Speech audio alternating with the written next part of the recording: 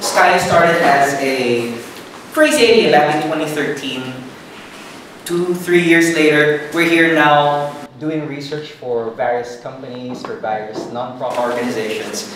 And, well, let me just show you what we do exactly.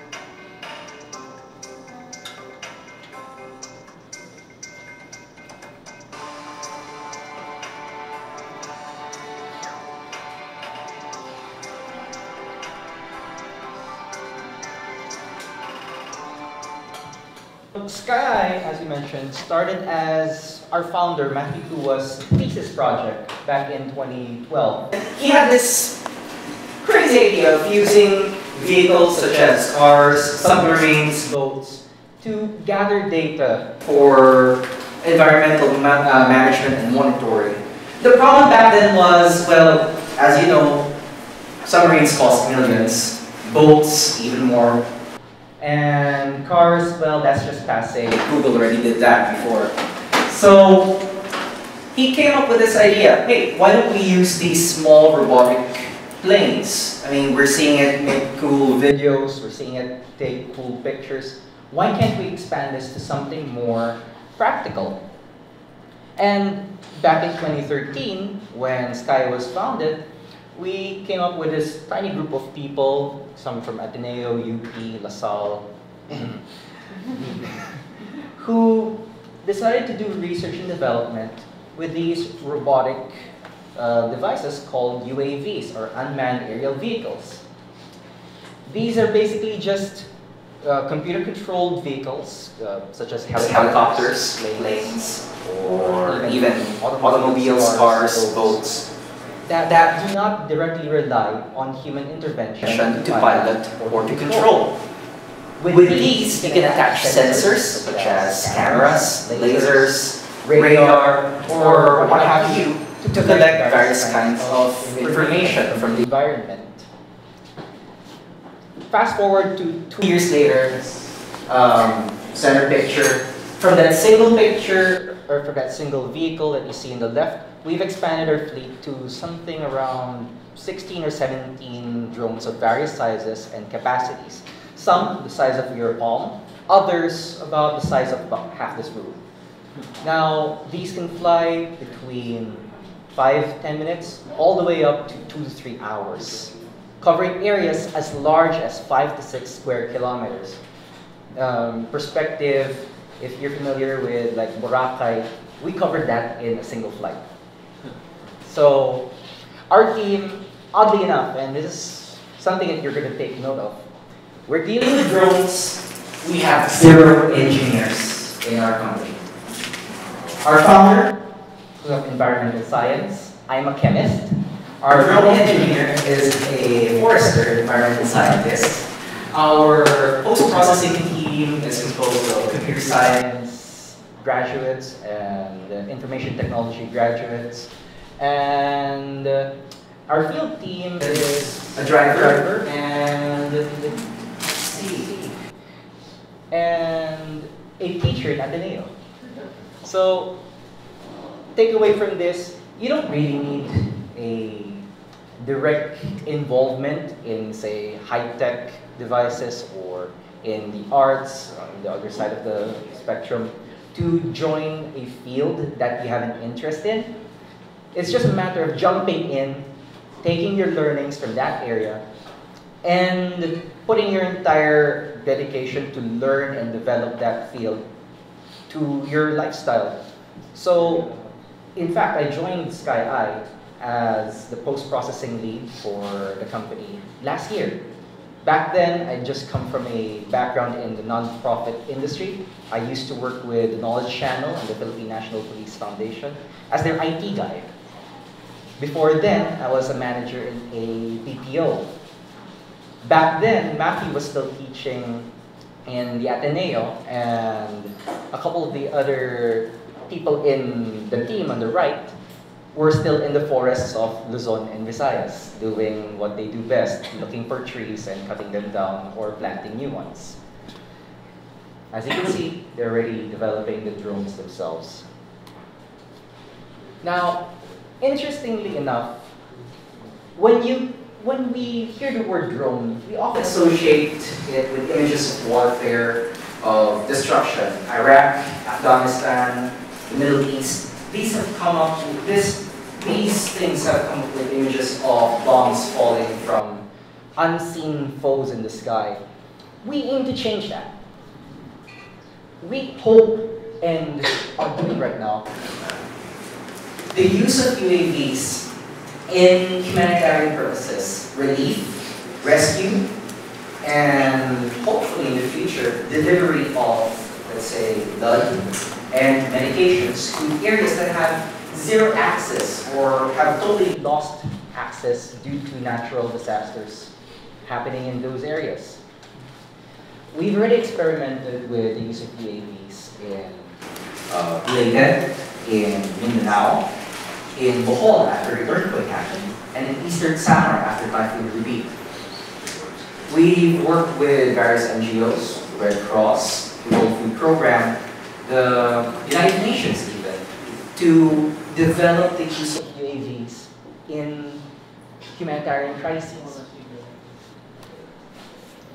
Now, it's not just a matter of doing things, it's also a matter of going to the places where you need to do things.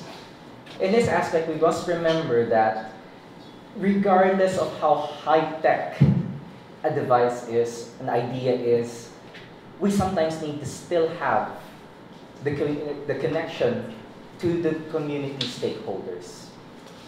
Regardless of whether your drone can travel 40, 100, 1,000 kilometers, without the involvement of those people who would definitely and directly benefiting from the information that you gather, your UAV, the data from it, it's pretty much useless. That's why we have an emphasis on communicating with the grassroots. Each of our team members has training in community development. So what that means is that everybody knows how to work with the stakeholders, children, women, local officials, national level officials, non-profit officers, and the like, to effectively determine the needs of each of these stakeholders. Imagine giving a banana to somebody who's dead. There's a Filipino saying about about grass being fed to dead cows. It's basically the same idea. You may have a high-tech concept, but without the direct application to something tangible and to something that is useful, you might as well not do it. That is why we've been working with people like the military, the local officials in various regions in Visayas and Mindanao, and with scientific researchers in the United States, in Japan, and in Malaysia at the moment. By constantly improving and iterating, we are able to guarantee that the units that we use and the data that we gather is the most relevant and the most current for whoever is the user base. Unlike, say, if you are to just purchase a drone from China or the United States, I would be stuck with a single unit that has no chance of improving over the next 4, 5, 6 months, or even 1, 2, 3 years. Unlike in our case, we originally purchased UAVs, drones from the United States and from Europe. We found out that these did not conform to the conditions in the Philippines. Some would be too heavy, some would be just too fast, and some would just fall out of the sky without any reason whatsoever. So after 3 years and 14 iterations, imagine that, we were able to improve these units such that at 1/10 to 1/15 the cost of a foreign-made UAV, we would have the same or better performance that we would get from those units. Now, one of the landmark things that we've done in the past 2 to 3 years is working with the national government to make their dreams and your tax money pay. So, remember that. Remember that. We do now accountability work. Remember, if whatever you do, you say, hey, I planted 50 million trees. I've made this road somewhere in the middle of, I don't know where. Without any proof whatsoever, those things are just hearsay. It's important that you establish the truth and nothing but the truth to whatever you do.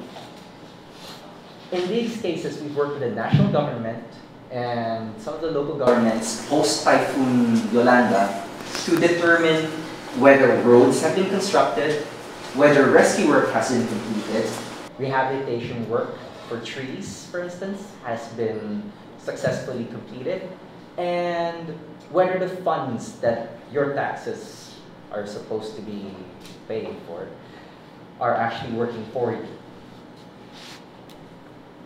In this regard, and of course, everybody wants to say, I want to get a tap on the back, somebody telling me, good job, or somebody really telling you that you have done something important.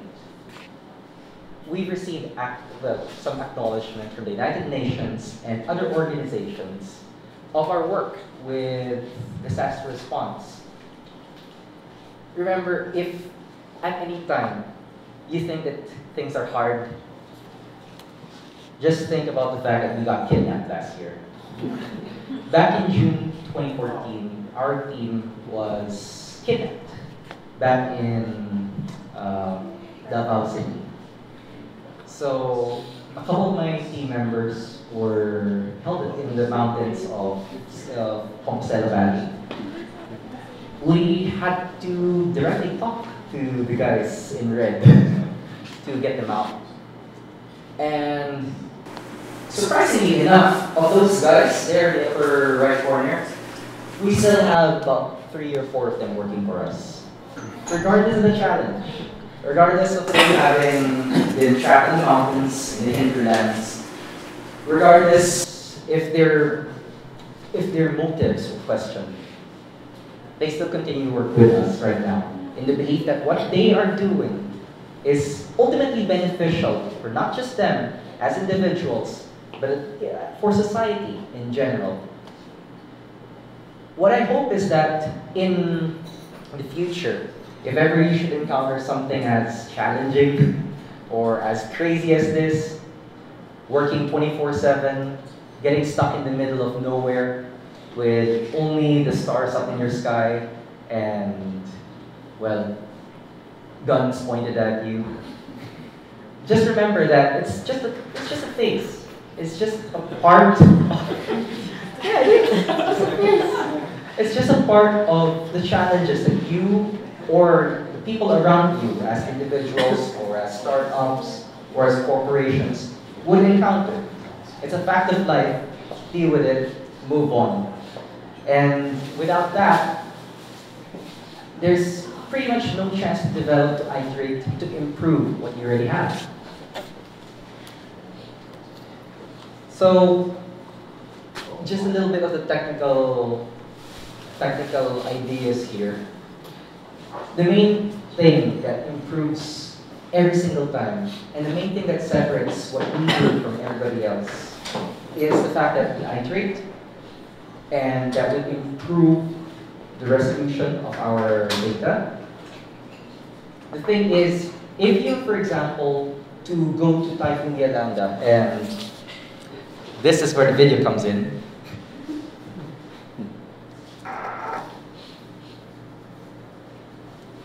So this is us back during Typhoon Yolanda, right in the heart of Tacloban City.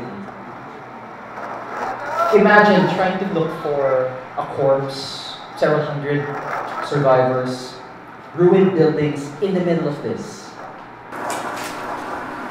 So there was a tree, and now it's gone. Imagine trying to work in these conditions. If you had standard resolution imagery, if you had standard planes that could only fly with an airport in them, no work can be possibly done. But given the experiences of Yolanda, we were able to determine that certain devices needed improving, waterproofing, crash proofing.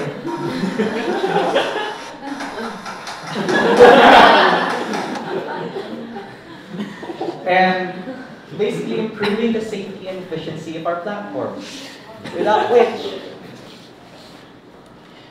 which our company wouldn't have been as successful as it is right now. And so, it is just basically foam, just to say what we've been doing over the past 3 years. Iterating, improving, pushing forward regardless of the circumstances facing you. Regardless of the lack of funds, the sleepless nights, the potential for getting trapped in the middle of a storm or an earthquake or a landslide, which we successfully have gotten through, thankfully. We've managed to work with all of these groups for various purposes. Humanitarian response, disaster relief, and hopefully in the future, drone deliveries. Who wouldn't want to have their medicines, some spare blood, or potentially life-saving supplies delivered to some remote part, say in the Guian Islands, or maybe in the future, even the Scarborough Shoal.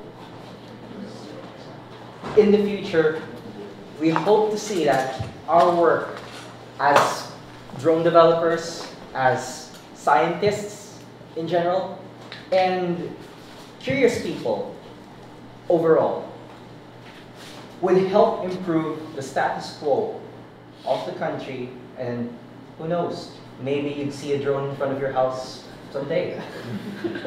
So that ends my presentation.